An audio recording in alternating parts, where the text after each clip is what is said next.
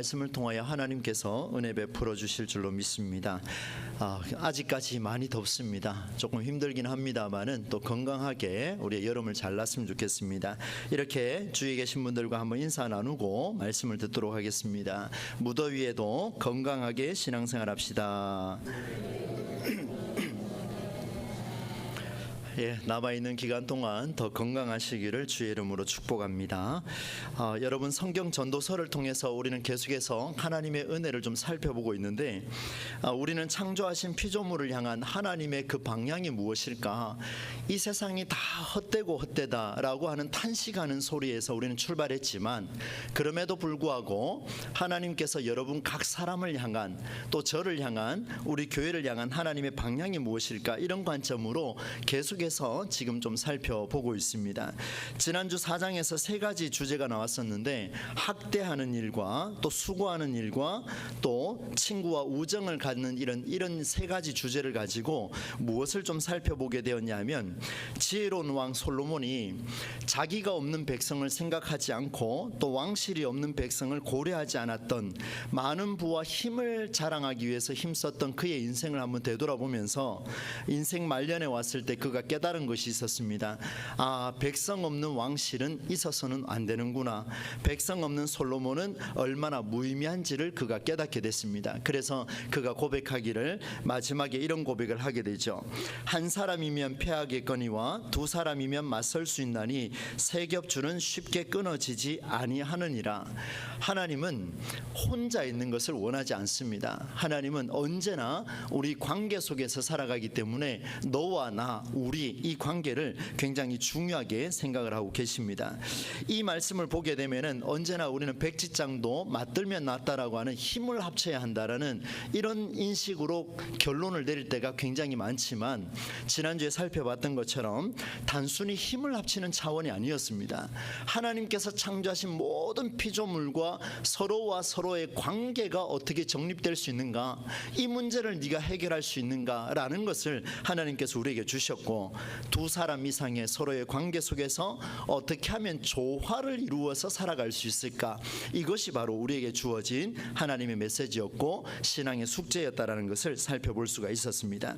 이제 오늘 5장 말씀으로 들어가게 되는데, 여러분 성경에 제가 자주 이제 언급하는 얘기들인데 1절 위에 보면은 제목이 아마 적혀 있을 겁니다. 한번 같이 한번 읽어보겠습니다. 시작. 하나님을 경외하라. 하나님을 경외하는 것이, 여호와를 경외하는 것이 지식의 근본이다. 잠언 1장 7절과 또 9장 10절에 그런 말씀을 기록을 하고 있죠. 동일하게 솔로몬이 그것을 기록을 했습니다. 오늘 이 말씀을 보니까 하나님을 경외하라 라는 주제로 이제 나오게 될 것 같습니다. 내용을 보니까 전개의 흐름을 보게 되면, 하나님을 경외하는 자, 이러이러하는 삶을 살라, 하나님을 경외하는 것은 이런 것이다 라고 하며 그렇게 살아라고 이야기하고, 또 한편으로는 이런 삶을 살지 못하는 이 반대쪽에 있는 삶을 무엇이라고 이야기하냐면 우매한 자다. 이것을 다른 말로 표현하면 어리석은 자다, 이렇게 표현을 하고 있죠. 오늘 우리가 중점적으로 봐야 될 사항이 뭐냐면, 하나님을 경외하기 위해서 행해야 될 일들이 있고, 이 일들을 행하지 않으면 우매한 자가 될 수 있겠구나 라는 것을 한번 생각을 하시면서 한번 살펴볼 텐데, 이 두 가지의 기준은 뭐냐 하면 하나님과 관련된 일을 할 때 나타난다라는 것을 생각해 볼 수가 있습니다. 여러분, 오늘 제가 크게 두 가지를 좀 살펴보면서 오늘 말씀을 통해 우리에게 주시는 하나님의 방향을 한번 살펴보도록 하겠습니다. 먼저 첫 번째, 하나님의 성전을 출입하는 일에 대해서는 매우 신중하라, 이런 말씀을 다루고 있습니다. 그 말씀이 1절에 등장을 하고 있는데요, 앞부분에 보시면 너는 하나님의 집에 들어갈 때에 무엇을 삼갈지어다 되어 있습니까? 내 발을 삼갈지어다. 이게 표준 세번역 성경으로 보니까 내 걸음걸이를 조심하라, 이런 내용들로 다루어지고 있습니다. 하나님의 성전에 들어갈 때에, 하나님을 만나러 들어갈 때에 굉장히 중요하다, 신중하라, 이런 말씀을 주셨습니다. 그렇지 않으면 어떤 일이 벌어지냐면 1절 중간에 보시면은 우매한 자들이 재물 드리는 것보다 나으니 그들은 악을 행하면서도 깨닫지 못하느니라. 이런 표현이 있습니다.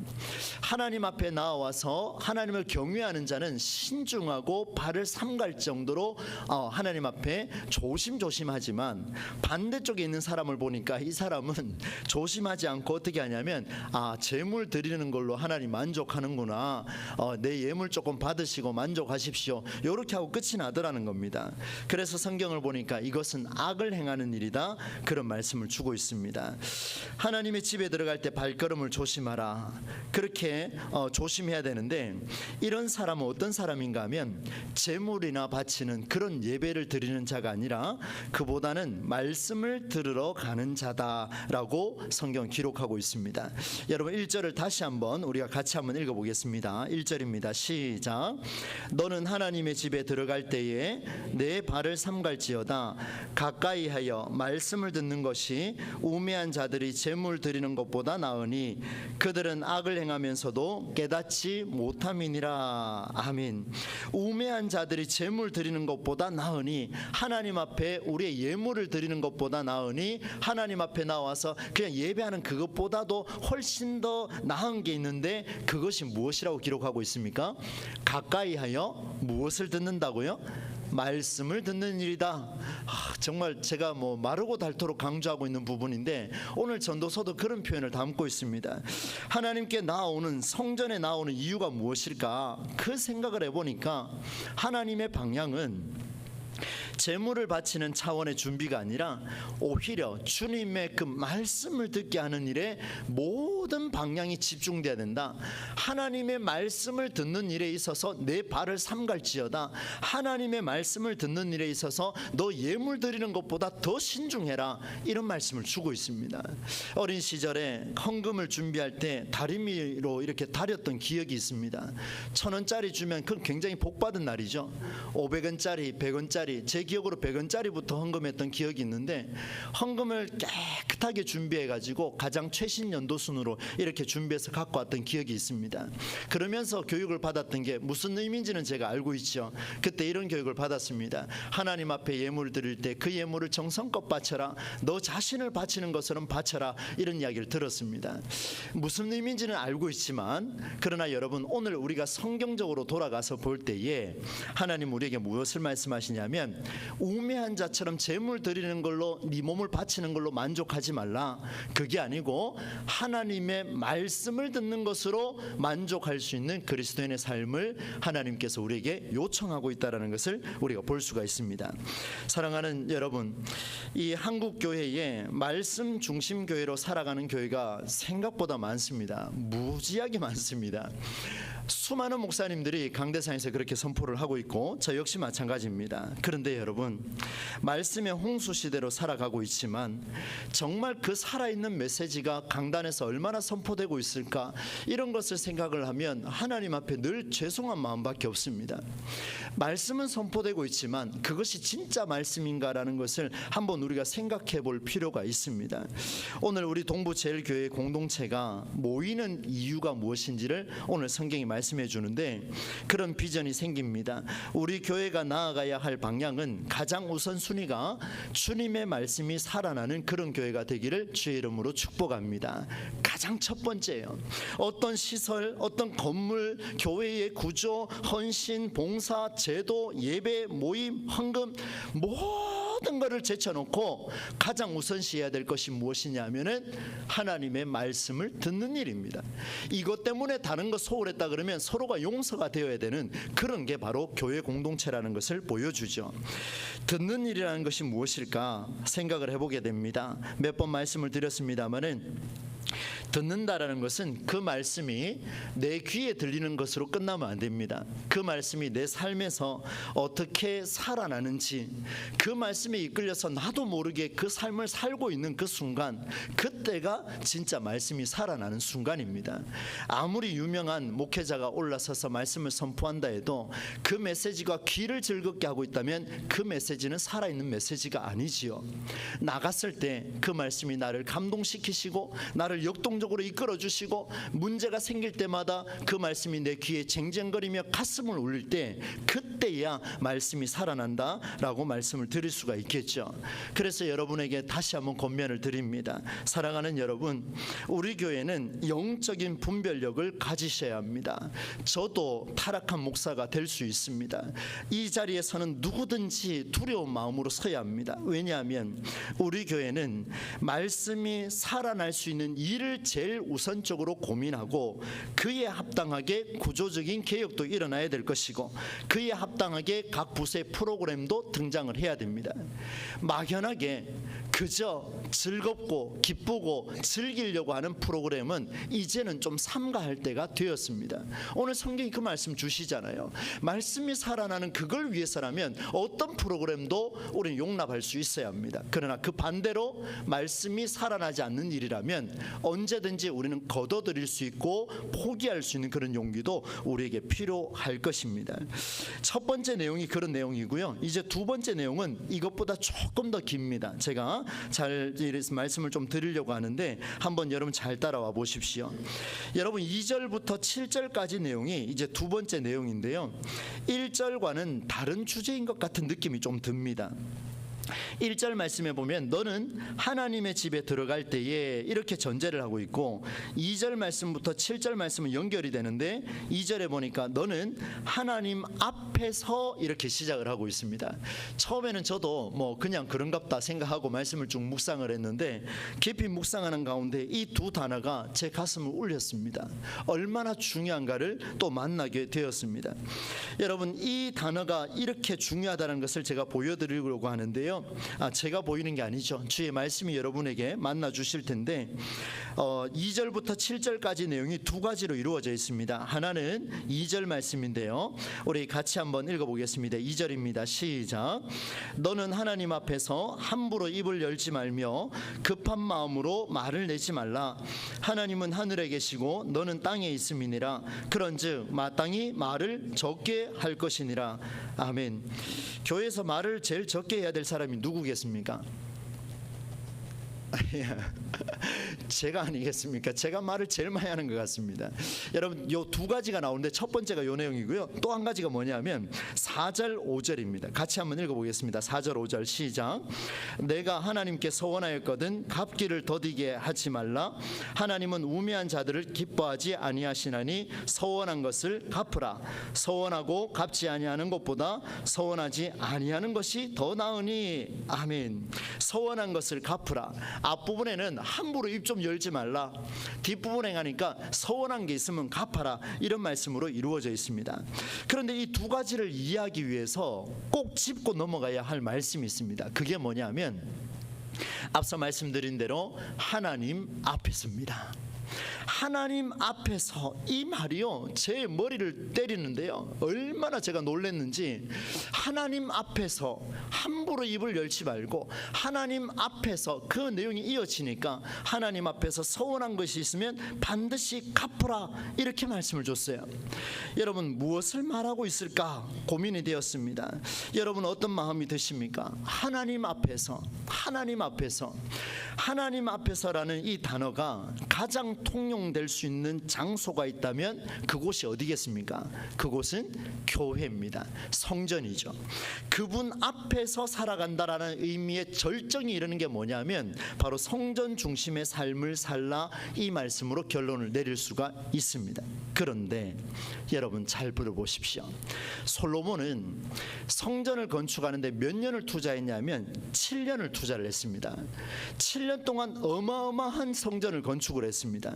성전을 봉헌할 때 봉헌식이죠. 다 짓고 난 뒤에 하나님 앞에 하나님 감사합니다. 이 성전을 짓게 해주셔서 감사합니다. 백성들이여 모이소서 다 불러가지고 제물을 바치는데요. 얼마를 바치냐면 소 2만 2천 마리를 바칩니다. 양 12만 마리를 바칩니다. 어마어마한 숫자예요. 이거 여러분 100마리만 지금 잡아 죽인다 해도 그 쉬운 일 아닙니다. 12만 마리하고 소는 또 덩치가 좀 큽니까? 2만 2천 마리를 엄청난 희생제물을 바쳤습니다. 왜 이렇게까지 바쳤을까라고 생각을 해보면 솔로몬뿐만 아니라 이스라엘 백성들이요, 이 성전에 대한 사모함이 엄청났습니다. 왜냐하면 애굽에서 종살이하고 해방하고 몇 년이 되었어야 성전이 건축되냐면 430년입니다. 430년, 400년에 해당되는 애굽에서의 종살이를 하고 그로부터 성전을 사모하며 출애굽을 했는데 언제 완공되냐면 430년이 또 지나야 성전이 완공됐다는 거예요. 얼마나 감격스럽겠습니까? 저는 우리 동부제일교회가 성전을 건축하고 이렇게 증축했을 때 그 감격을 잘 모르겠습니다. 여러분 잘 아시잖아요. 얼마나 힘들게 고생하셨습니까? 기도 많이 했잖아요. 여러분 430년 동안에 엄청나게 그 감동이 일어나는 성전을 건축하는 순간 이스라엘 전체가 성전 중심의 삶을 살아내는데 온 힘을 투자합니다. 다 쏟아붓습니다. 그냥 성전이면 다 된다, 다 쏟아부었습니다. 그런데 실상은 솔로몬이 보니까 그들 중에 성전을 부적 삼아 제물 드리는 일로 만족하는 우매한 자들이 있었다. 성경 오늘 1절에 2절에서 그렇게 기록을 하고 있습니다. 기가 막힌 얘기 아닙니까? 그런 일이 없는데 이 말을 쓸 리가 없지요. 솔로몬이 보니까 정말 기가 막혀요. 우리가 이래 살아서 되겠는가라고 이야기를 했지만 사실은 이렇게 도드려 보니까 430년의 그 감동의 실화가 있었음에도 불구하고 성전 중심의 삶을 살았는데 보니까 제물을 바치는 걸로 만족하는 어리석은 자들이 있더라는 겁니다. 무슨 말입니까? 성전 안에서의 예배하는 일과 성전을 벗어난 밖에서의 삶이 일치하지 않는다라는 것을 경고하고 있습니다. 솔로몬은 아주 중요한 깨달음을 선포합니다. 이렇게 이야기하죠. 너는 하나님 앞에서 함부로 입을 열지 말며 급한 마음으로 말을 내지 말라. 여기까지는 우리가 다 이해했습니다. 그런데 그 뒷구절이 충격입니다. 하나님은 하늘에 계시고 너는 땅에 있다. 이 무슨 말입니까? 하나님은 하늘에 계시고 너는 저 밑에 있으니까 입 함부로 열지 말라. 이 경고하는 겁니까? 권위적으로 누르는 겁니까? 그런 말씀이 아닙니다. 여러분 아무리 살펴봐도 그런 말씀이 아니에요. 연세 있는 분이 나의 어린아이에게 그렇게 말하는 그런 수준의 차원의 말이 아니었습니다. 여러분 왜 하나님께서 솔로몬에게 2절 말씀을 주셨을까? 하나님은 하늘에 계시고 너는 땅에 있음이라. 왜 이 말씀을 주셨을까? 여러분 하나님은요 성전 안에 있는 것이 아니라 하늘에 계신다라는 것을 잊지 말라. 이 이스라엘 백성들에게 선포하고 있습니다. 성전 안에 가둬놓고 얼마의 예물을 바침으로 말미암아 하나님이 만족할 거라고 하는 그런 우매한 자들이요 정신 차리시오. 뭐라고 이야기하냐면 하나님은 성전 안에 갇힌 분이 아니라 저 하늘에서 계신 분이시다. 하나님은 하늘에 계시기 때문에 온 천지를 다 볼 수 있는 그런 눈을 가지신 분이시다. 그 말씀입니다. 하나님은 너희가 생각하는 장소에 가둘 수 있는 그런 분이 아니다. 그리고 너는 땅에 있다. 야, 이게 기가 막힙니다.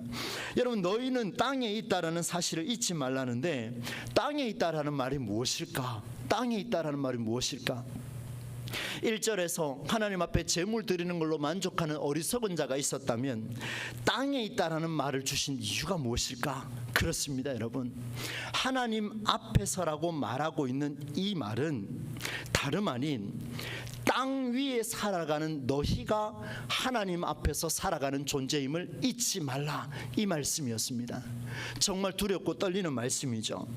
땅에 있다라는 말은 성전 안이든 성전 밖이든 땅 위에 있는 전부의 삶을 살아가는 순간이 무엇이냐면 그게 바로 하나님 앞에서 살아가는 거라는 겁니다. 성전에 왔을 때만 하나님 앞에서의 절정이 이르는 게 성전 안에서 여러분 그런 차원에 말하는 것이 아니라 이미 우리보다 훨씬 거대하고 훨씬 돈 많이 투자해서 훨씬 더 많은 재물을 갖고 성전을 봉헌했을 때가 바로 솔로몬 시대였습니다. 그런데 이미 솔로몬이 깨달았습니다. 언제요? 그 사실을 그때 깨달았죠. 아하, 그렇구나. 하나님 앞에서 산다라는 것은 언제든지 어느 곳에서든지 매 순간 하나님이 하늘에서 보고 계시니 땅 위에 있는 나는 모든 순간 하나님 앞에서 살아가야 되겠노라.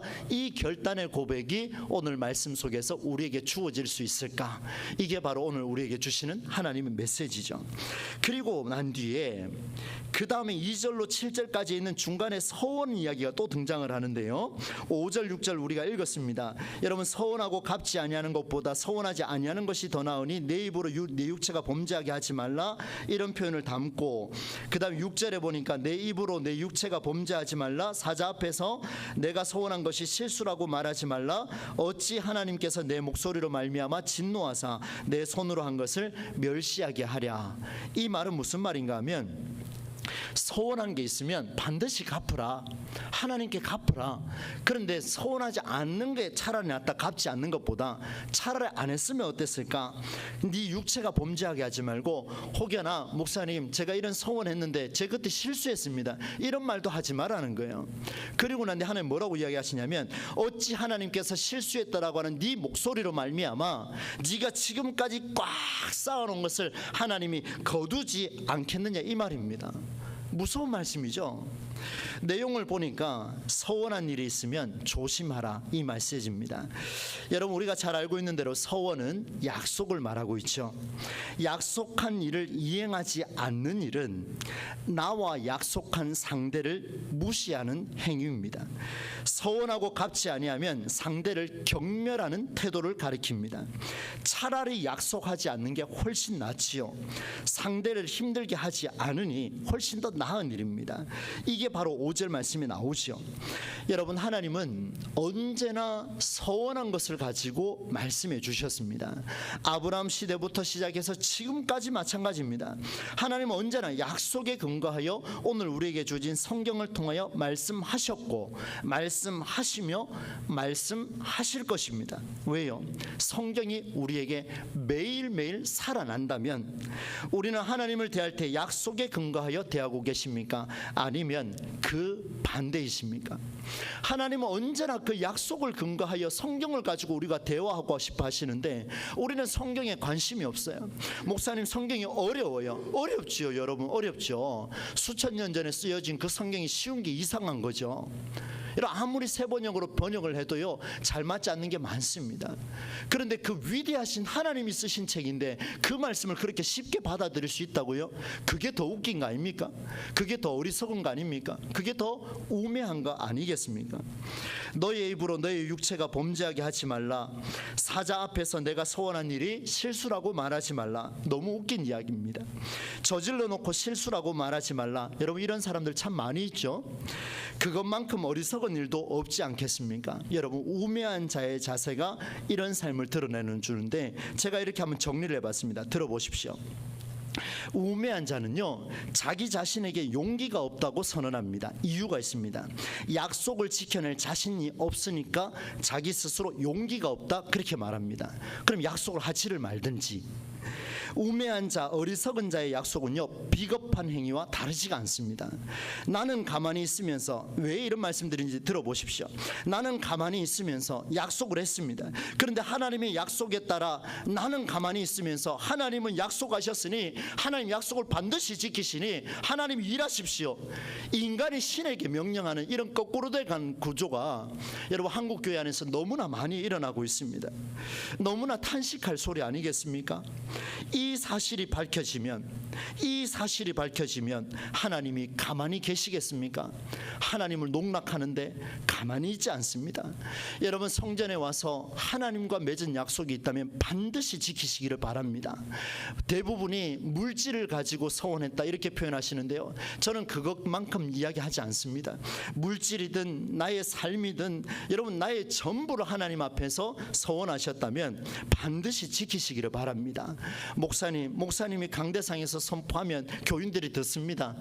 그 어리석은 거예요, 여러분. 어리석은 거예요. 우매한 거예요. 목사가 말하면 듣고 안 듣습니까? 안 하면 안 듣습니까? 그게 아니지 않습니까? 성경이 말하면 들으시고 성경이 말하지 않으면 목사라도 할지라도 듣지 않아야 됩니다. 이게 바로 우리 한국교회가 지금 가져야 할 중요한 삶의 자세지요. 당연히 그 약속을 이루기 위해서라도 하나님은요, 너희가 이룬 일들을 무너뜨리실 것이다, 이렇게 반문하셨습니다. 그게 바로 6절 말씀에 조금 전에 읽었던 내용 아니겠습니까? 어찌 하나님께서 내 목소리로 말미암아 진노하사 실수했다고 웃기지 마라, 내 손으로 한 것을 멸하시게 하랴, 그 말 때문에 내가 너를 치랴. 하나님 반문하고 있는 이 모습이 등장하고 있습니다. 사랑하는 성도 여러분, 제가 오늘 이렇게 두 가지를 한번 정리를 했는데요, 지금 짧게 다시 한번 여러분께 말씀을 드리고 마지막 한 가지 확인할 사항이 있어서 그 내용을 정리하고 기도하도록 하겠습니다. 오늘 하나님께서는요, 솔로몬을 통하여서 하나님을 경외하라, 살아계신 하나님을 경외하는 일은 한쪽은 이러이러한 삶을 살아가는 것이다 라고 이야기하셨고, 이걸 살지 않으면 반대쪽에 우매한 자다, 이런 말씀을 주셨습니다. 첫 번째가 성전이라 일컫는 하나님의 성전에 들어갈 때 발걸음을 조심해라, be careful, 이렇게 썼습니다. 내가 무엇을 위해 하는지를 조심하라는 말씀인데, 성전에 나아가는 이유는 제물을 바치는 차원이 아니라 주님의 말씀을 듣는 일이 최종 목적이 될 수 있게 그렇게 살라, 이게 첫 번째 내용이었어요. 두 번째 내용은요, 함부로 입을 열지 말고 조급해하지 마라. 하나님은 하늘에 계시고 너는 땅에 있다. 하나님은 성전에 갇힌 분이 아니라, 너는 성전 안에 갇혀있는 신앙이 아니라 땅 위 신앙을 살아가는 사람이다. 땅 위라고 하는 것은 성전 앞만 말하는 것이 아니라 성전 밖도 포함된다 말씀해 주셨죠. 언제 어디에서든지 우리의 모든 삶은 하나님 앞에서 이루어져야 할 줄로 믿습니다. 그리고 서원하는 일도 마찬가지였죠. 서원은 혼자 하는 게 아니라 하나님과 나와의 약속이었습니다. 사람과 사람의 약속도 마찬가지입니다. 우리는 예수 믿는 자이기 때문에 예수 믿는 자가 예수 믿는 자와 약속하는 것은 살아계신 하나님이 보고 있는 그 현장에서 약속하는 겁니다. 반드시 지키셔야 돼요. 지킬 자신이 없으면 하지를 말든지 하면 안 됩니다. 여러분, 너무나 중요한 메시지죠. 여러분, 그렇게 서원하는 일도 하셔야 되는데, 왜냐하면 하나님은 언제나 약속의 근거에서 우리와 대화하시기 때문에, 오늘 우리에게 성경을 통하여서 대화하시기 때문에 그렇습니다. 실수했다고 말하거나 이런저런 핑계를 대지 말라. 이런 자는 어떤 자라 했습니까? 우매한 자다. 정말 두려운 말씀이죠. 그런데 여러분, 이렇게 두 가지를 정리하고 제가 원고를 마무리를 했습니다. 그런데 다시 한번 쭉 읽는 가운데 정리를 다시 하게 됐습니다. 그게 뭐냐면, 마지막으로 확인할 사항이 있습니다. 여러분, 3절과 7절을 제가 언급하지를 않았습니다. 3절을 먼저 같이 한번 읽겠습니다. 시작. 걱정이 많으면 꿈이 생기고 말이 많으면 우매한 자의 소리가 나타나느니라. 7절도 함께 읽겠습니다. 시작. 꿈이 많으면 헛된 일들이 많아지고 말이 많아도 그러하니 오직 너는 하나님을 경외할지니라. 여러분, 잘 이해하셨습니까? 지금 1절 따로 뗐고 2절에서 3절의 중간에 삽입됐고 그 다음 마지막 7절 오늘 말씀을 정리를 해주는데, 이 무슨 말인지를 잘 모르겠는 거예요. 왜 함부로 입을 열지 않고 조급함을 내지 말라는 말이 걱정과 꿈과 말로 연결이 되며, 심지어 서운하고 갚는 일이 꿈과 또 말로 연결되는가, 도무지 해석이 안 돼서 깊이 또 묵상할 수밖에 없었습니다. 씨름할 수밖에 없었습니다. 그런데 이 2절의 말씀과 제가 다루었던 4절에서 6절의 말씀을 모두 보니까 우리의 입에서 나오는 말과 관련되더라는 겁니다. 이미 우리가 봤지요. 2절에서는 입을 함부로 열지 말라. 그리고 4절에서 6절을 보니까 하나님에게 서원하는 데 보니까 서원하는 도구를 무엇으로 씁니까? 내 말을 쓰더라는 거예요. 속으로 하든 겉으로 하든 생각으로 하든 언제나 말로써 하나님에게 서원하더라는 겁니다. 여러분, 서원하는 것은 말과 관련이 있습니다. 모든 것이 그렇죠. 여러분, 무슨 말입니까? 말이 가진, 이 말이라고 하는 언어가 가지고 있는 힘이 얼마나 위대한가를 보여줍니다. 여러분 정말 놀라운 일인데요, 하나님은 우리의 입술을 통해 나타나는 서원, 우리의 입술을 통해 나타나는 약속에 관심이 있다, 이 말씀입니다. 얼마나 감사합니까? 말이라고 하는 것은 인간의 언어를 통해 나오는 극히 작은 것에 불과합니다. 이 세상에 지구촌만 해도 언어가 수천 개 안 되겠습니까? 그죠? 뭐 미자리 민족부터 시작해서 다 따지면요, 방언까지 따지면 수천 개가 넘어갈 겁니다. 그런데 여러분, 신적인 위치에서 하늘에서 땅에 있는 인간을 보게 되면 정말 하찮을 뿐이에요. 그 한국어 한마디 그거 하나님 들으려고 지금 귀를 기울입니까? 제가 이렇게 말씀을 드려 죄송합니다. 이건 정말 하찮은 거 아닙니까? 너무 하찮은 거예요. 그런데 하나님은 바벨탑 사건 이후로 오히려 언어를 분열시켰습니다. 그 모든 언어를, 수천 개의 언어를 다 하나님께서 지금 감찰하고 계시는데, 그럼에도 하나님은 자신과 피조물이 서로 소통할 수 있는 유일한 도구를 사용하시는데, 그게 무엇인가 하면 말이라는 사실입니다.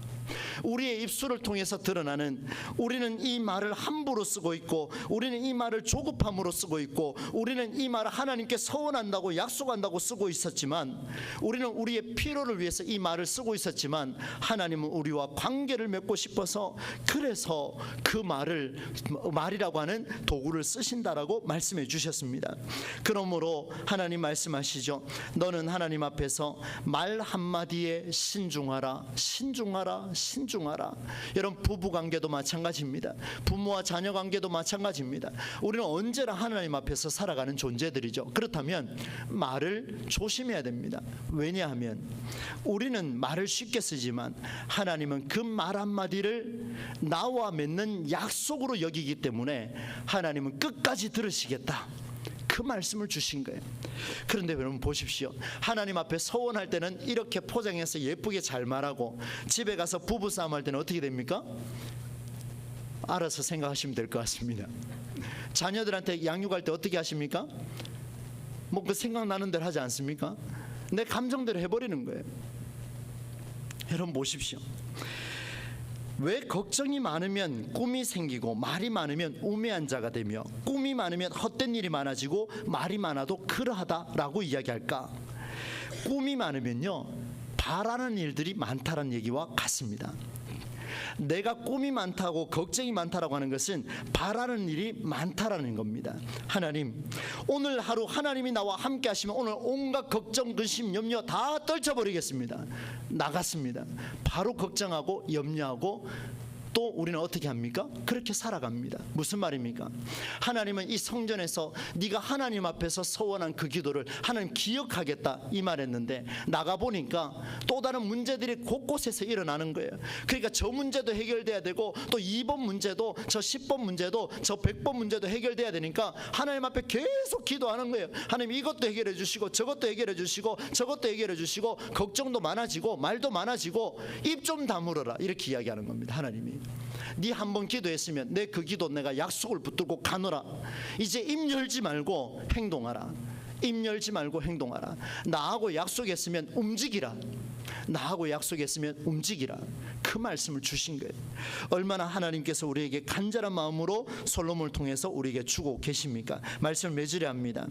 바라는 일이 많으면요, 한번 서원한 일을 내가 믿지 못하게 됩니다. 이 말이 무슨 말인지 여러분 잘 아실 겁니다. 내가 꿈꾸는 일이 많아지고 걱정이 많으면요, 내가 그때 하나님 앞에 서원했던 일을 까마득하게 잊어버립니다. 까마득하게 잊어버려요. 어느 순간 서원은 잊어버리게 되죠. 우리는 서원한 약속한 일을 행하지 않고 오히려 뭐 합니까?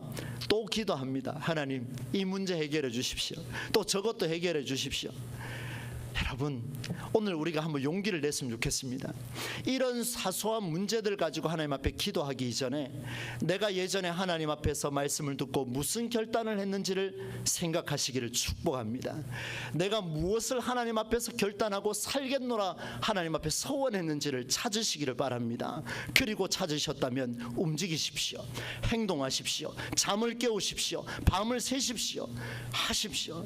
하시면 하나님께서 이 이 솔로몬이 말년이 되었어야 깨달았던 것을 오늘 우리에게 깨닫게 하시고 우리를 통하여서 만들어 가시는 하나님의 은혜가 주어질 것입니다. 하나님은 서원의 순간 그 약속을 이루려고 이미 출발하셨습니다. 서원한 그를 살릴 수만 있다면 우리 하나님 정말 독특한 분이에요. 여러분 한번 보시겠어요? 앞에 말씀을 드렸습니다. 하나님은 서원했던 그 내용을 잊지 않으시고, 사랑하는 아들 성수야, 너 그때 나와 약속했지, 네가 서원했지, 나는 반드시 그 서원 이루겠노라. 네가 실수하고 네가 모른 척해도 나는 반드시 이룰 것이다. 무엇을 해서라도, 네 건강을 상하게 해서라도, 네가 쌓아놓은 재물을 내가 훔쳐서라도, 내가 다 그냥 취해서라도 나는 너와 맺었던 그 서원을 이루겠노라. 하나님 무서운 분이세요. 우리가 쉽게 다가갈 그런 분이 아닙니다. 사랑을 강조했다고 하나님 마냥 사랑을 베푸십니까? 진짜 사랑은 약속을 정확하게 이루는 것이 사랑입니다. 오늘 하나님께서는 저에게도 그런 메시지를 주십니다. 제가 소원했던 기도가 몇 가지가 있는데 그 기도가 무엇이 있었을까 한번 고민을 해봤습니다. 그리고 그 기도에 해당되는 서원의 내용을 이제는 반복하지 아니하고, 하나님 연약하지만 심지어 제가 이루어 놓은 일도 하나님이 치우셔서 깨닫게 해주신다면 할렐루야, 감사합니다, 주여 감사합니다, 이런 고백을 할 수 있는 은혜가 하나님 저에게 허락되게 하나님 깨닫게 하여 주옵소서. 이것이 바로 기독교의 은혜고 기독교가 주는 하나님의 참 사랑입니다. 솔로몬은 마지막으로 이렇게 외쳤습니다. 7절을 보십시오. 꿈이 많으면 헛된 일들이 많아지고 말이 많아도 그러하니. 그 다음부터 함께 읽어보겠습니다. 시작. 오직 너는 하나님을 경외할지니라. 오직 너는, 오직 목사님은이 아니에요. 오직 내 자녀는 아닙니다. 오직 너는, 나, 오직 너는 하나님을 경외하라. 어떤 하나님요? 약속한 것, 너의 입으로 약속한 것은 반드시 지키시는 그 하나님을 네가 경외한다면 지금 그렇게 있을 수 있겠냐? 움직이라, 활동하라, 그리고 잠을 깨워가며 부르짖으라, 그리고 그 일을 감당하라 말씀해 주십니다. 사랑하는 성도 여러분, 우리가 살아가는 삶의 현장은, 저는 세상 일을 경험을 많이 못 해봐서 여러분이 얼마나 고군분투하는지 잘 모릅니다. 너무나 죄송합니다. 그러나 한 가지는 확신합니다. 너무 힘들고 어렵다는 것은 분명히 있는 것 같습니다. 그 현장 중에 무엇을 쫓아갈 것인가? 오직 너는 하나님을 경외하라. 이 말씀을 붙드셔서 남은 또 3일도 또 한 주간, 한 달, 1년에도 하나님의 역사를 경험해 나갈 수 있는 저와 여러분의 삶이 되기를 주의 이름으로 간절히 축원합니다. 우리 찬송과 함께 부르시겠습니다. 주신 말씀 생각하며 445장 하나님 약속을 떠올리며 함께 부르겠습니다.